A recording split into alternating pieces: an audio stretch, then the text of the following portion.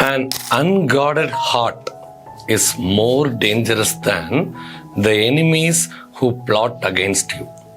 This is very important in the current scenario. So we should protect ourselves and we should guard ourselves. We should not focus our enemies. So they are not that much important, but actually we have to protect ourselves, our inner thoughts, our internal things.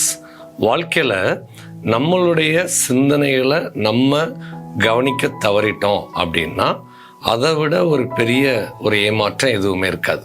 நமக்கு enemy வெளியில் இருக்கவங்க கிடையாது, நமக்குள்ளே தான் இருக்கும். சோதிக்கப்படுகிற எவனும் தன்னாலேயே தன்னுடைய கிரியனால தான் அவன் சோதிக்கப்படுறான். ஸோ நம்மளுடைய இருதயத்தை காட் பண்ண பழகிடுவோம்.